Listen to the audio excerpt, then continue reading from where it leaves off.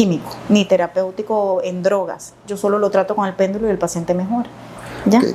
Doctora, hábleme un poco sobre su experiencia de vida. ¿Cómo llegó acá a este? ¿Qué la trajo? Porque estábamos conversándolo, pero me llegó una pregunta y dije, tengo que hacerla. Ahora, ¿cómo llegó a este proceso?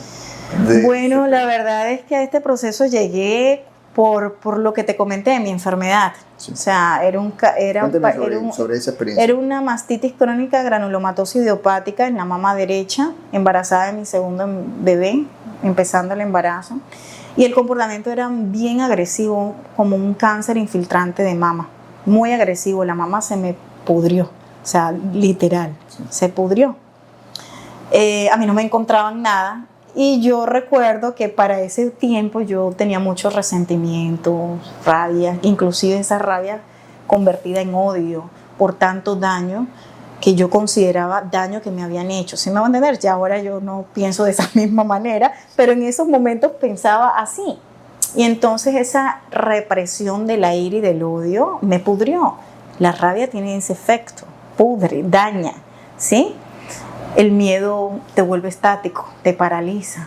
Y entonces las emociones tienen diferentes efectos en el cuerpo.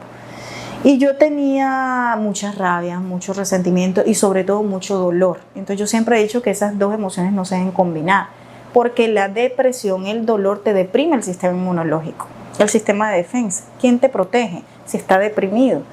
Y la rabia son como los digamos, no soldados, porque no te protegen, sino los sicarios, digámoslo así. Un ejemplo. Los sicarios que van a destruirte, ¿cierto? ¿Y quién te protege si tus soldados están en depresión? De rabia y miedo. Yo estaba llena de rabia y de miedo. Rabia y dolor, no miedo. Yo no tenía la idea de que las emociones afectaban el cuerpo, o sea, para mí eso no existía, pues yo era muy, muy ortodoxa. Enferma tampoco sabía que tenía, pero da la casualidad, y hace poco se lo conté a un paciente, y es que en medio de mi enfermedad yo primero tuve hospitalización en casa y me colocaban hasta morfina, meperidina, morfina para el manejo, que es lo que más alto está para el manejo del dolor, y yo no mejoraba en el dolor en la mama. Y yo recuerdo que a mí todo esto de Buda,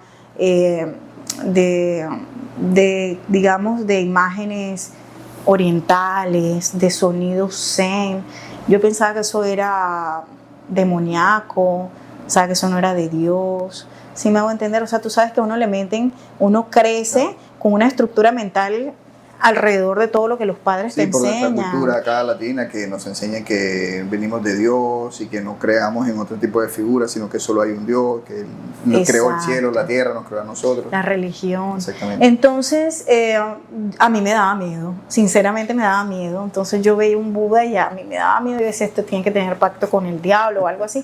Entonces yo recuerdo que un día, en medio de mi dolor, yo busqué en YouTube, yo coloqué música para el dolor, para ver qué salía, y salió mucha música zen, y yo dije, voy a ver qué tal, y coloqué una de ellas, y no me lo vas a creer, duró 1 hora y media, y durante esa hora y media me dediqué solamente a cerrar los ojos y a escuchar ese sonido, esa frecuencia vibracional, y te cuento que se me quitaba el dolor.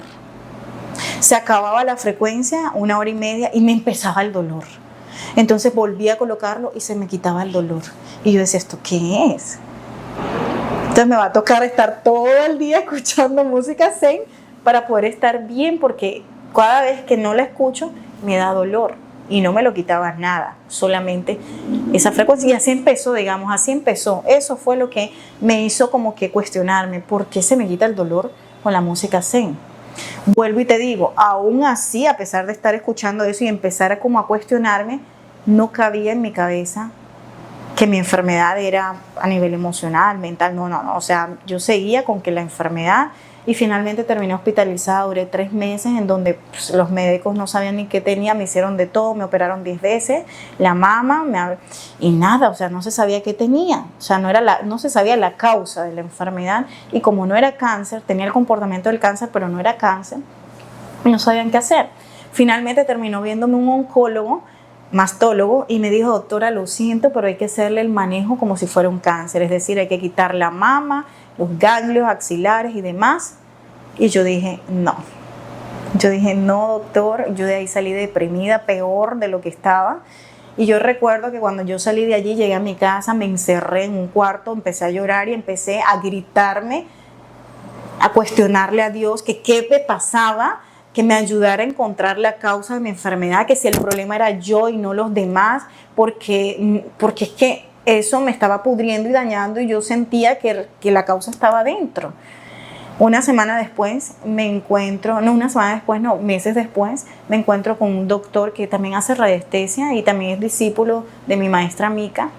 Y el doctor me empezó a atender al niño, que cuando eso ya el niño nació, porque el niño nació con muchas cosas. El niño nace con el proceso, está llevando el proceso de la recuperación, de la enfermedad. Sí, el niño nace, mi seno pues abierto, dañado, todavía porque yo no había llegado a esto, entonces yo no me había curado. Y cuando el niño nace, pues uno como madre, uno siente cuando uno le hizo daño al hijo, ¿verdad?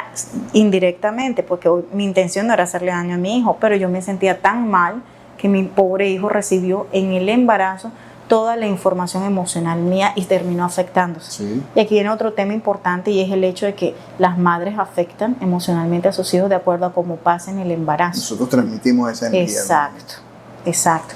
Entonces, bueno, mi hijo nació en una semana, parecía un niño perfecto, pero empezó después como a autoagredirse, se sacaba sangre, se jalaba los pelos, se dejaba sin cabello, gritaba horrible con una agonía, no podía hacer popó, un estreñimiento tenaz, era un popó demasiado seco y poquito, o sea, mi hijo sufrió mucho.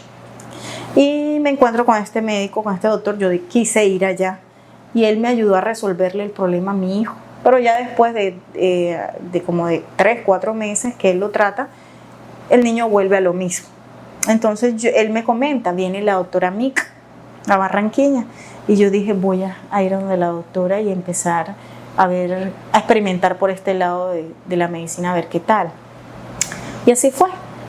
Fui, me acuerdo que hice una inversión, un gasto. Yo ni siquiera sabía para qué servían los instrumentos que compré, pero yo dije, no importa, los voy a comprar, y los compré. Y resulta que me puse a explorarme, me puse a mirar qué había en mí, que no conocía, a ser consciente lo que estaba en mi inconsciente. Llegué a información del vientre materno, es decir, de mi gestación, de todo lo que vivió mi mamá. Entonces, como son información de la cual tú no tienes certeza, acá, doctora, tú te estás inventando eso. Entonces yo necesitaba preguntarle a mi mamá a ver si era verdad. Claro, pero vuelvo y te digo, una mente científica no traga entero. Entonces yo decía, no, yo necesito saber si esto que yo siento y con lo que yo conecto a nivel energético a través del péndulo es verdad. Entonces yo llamaba y mamá, tú viviste esto en el embarazo, ¿y quién te dijo eso? Y le dije, no, mami, es que yo estoy haciendo terapia. Serán como revelaciones que se le estaban presentando. Como regresiones. Ajá. Entonces la gente habla pero regresiones de esta misma vida, porque hay regresiones a vidas pasadas. Entonces, de las cuales no se tiene tampoco la certeza, pero también se pueden experimentar. Sí. Entonces, al hacer este tipo de regresión, viendo los centros de energía, tú puedes captar en qué momento bloqueaste el centro de energía, qué situación viviste, qué trauma viviste, con quiénes viviste el trauma y pues obviamente sanar. Entonces yo, ¿qué hice después que adquirí el conocimiento con mi maestra? Sanar. O sea, vuelvo y te digo, me volví obsesiva en el tema. Solo utilizando el péndulo. Solo utilizando el péndulo. Entonces, como yo tenía una masa en el seno, sí, en todo el seno, en todos los cuadrantes, y nadie daba ni 100 pesos por mí, Carlos. O sea, yo me acuerdo que todo el mundo me tenía lástima. Sí. O sea, la gente me veía y pobrecita, el estado en el que estaba. Bárbaro. Entonces yo me acuerdo que yo empecé a modificar. Me imagino la situación, bueno, colocándome en contexto, o sea, y cuando comenzó a utilizar el péndulo, la gente la tildó de... no, imagínate, loca, bruja. Pregúntame si eso me importa ahora. No. Pero llegó a pasar, me imagino. No, claro. Hubo un momento, bueno, yo me sané. Entonces comencé a hacerme terapia. Yo recuerdo que yo hacía terapia y duraba 1 hora en terapia. ¿Qué me regulé? Campo físico, la energía del cuerpo más densa, más material. Campo emocional, yo misma me trato, o sea, a mí nadie me trata, o sea, yo soy la que me equilibro y me mantengo en salud. Cualquier trastorno físico, emocional o mental, yo misma me lo trato, ¿ya?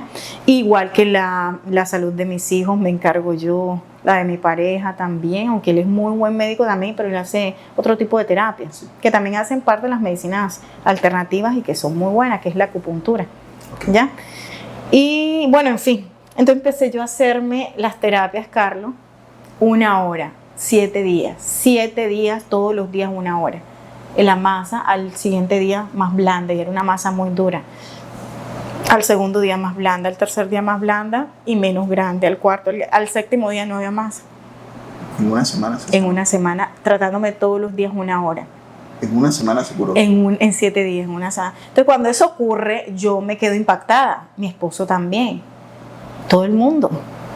¿Esto cómo se come? ¿Esto qué? O sea, ¡wow! Y ahí empezó mi obsesión por saber qué era. Desarmé un poco de péndulo para ver qué tenía por dentro, porque yo no veo nada, o sea, yo solo me dedico a sentir, a activar mi intuición y dejo que él se mueva, ¿verdad? Con la energía del paciente, pero yo no veo nada. ¿Y debe hacer alguna visualización? ¿Tiene que hacer alguna? ¿Qué va? No, yo solamente quedo en cero. Hay gente que dice, no se puede poner nunca la mente en cero. ¿Qué va? Sí se puede, y hay muchos pacientes que vienen mal a nivel mental y salen de aquí con la mente en silencio, y se puede comprobar. Cierras. Ahora, ¿qué se siente el silencio? Es como oscuridad, o sea, como nada, ¿me entiendes? O sea, no pasa nada por tu cabeza. Nada, absolutamente nada. Y mucha gente lo ha experimentado. Es decir, ¿sí se puede tener la mente en blanco? Sí.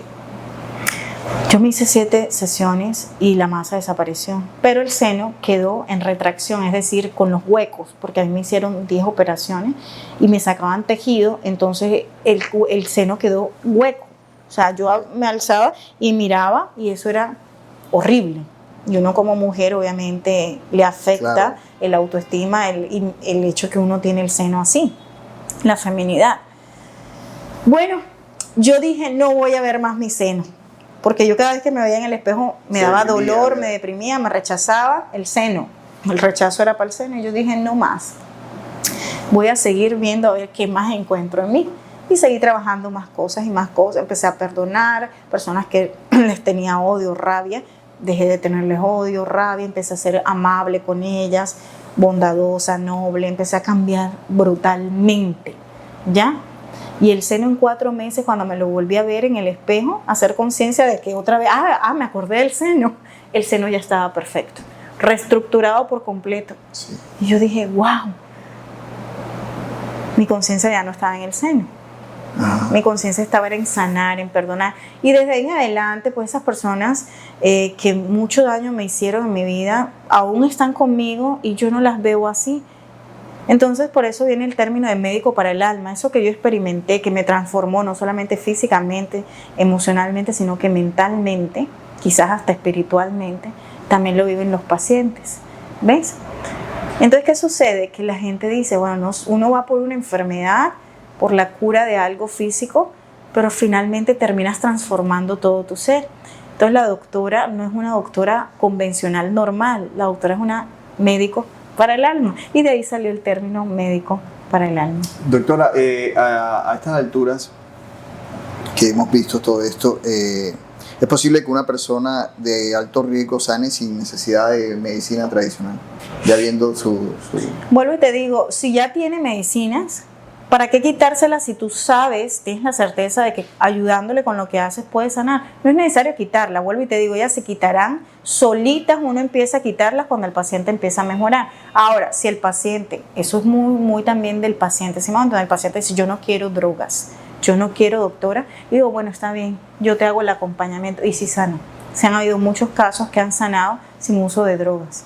Pregúntame a mí, yo no uso drogas. Y yo soy homeópata clínica y digamos que ni la homeopatía uso, o sea, yo realmente casi no uso nada sino puro péndulo. Vamos a ponerte un ejemplo, un dolor de cabeza, me voy a tomar, por lo general a mí yo no vivo enferma. Bueno, ¿ya? Voy a poner mi caso. A mí exactamente hoy es sábado, ¿cierto? Hace exactamente casi 15 días o un poco más me dio fiebre. Nunca me había dado una gripa tan fuerte como la que me dio. Yo salí, fui a hacer una diligencia, regreso a mi casa y me comienzo a dar fiebre. Y esa semana que siguió no pude ir a trabajar. y yo tomé medicamento, tomé lo que mandan tradicionalmente cuando uno va a la EPS, amoxicilina, acetaminofén y loratadina. ¿Qué hubiese hecho usted conmigo? No, péndulo. Péndulo. Tú vienes, yo te trabajo físicamente los pulmones, la garganta, las vías respiratorias, te la trabajo físicamente. Y me voy a campo magnético y trabajamos el centro de energía.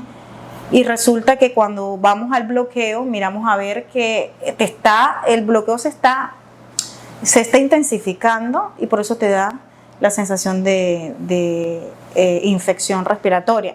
Pero si vamos al fondo con el bloqueo, tú vas a trabajarlo, a sanarlo, y no solamente te curas de la gripa, te curas de cualquier cosa que no solamente era gripa y que correspondía al sector de cuarto chakra, es decir, dolores de garganta frecuentes, rinorrea o rinitis alérgica o problemas en los hombros, dolor en los hombros, en los brazos o en el pecho o taquicardia. O sea, son muchas cosas. En ese momento se manifestó como tos, gripa, ¿ya?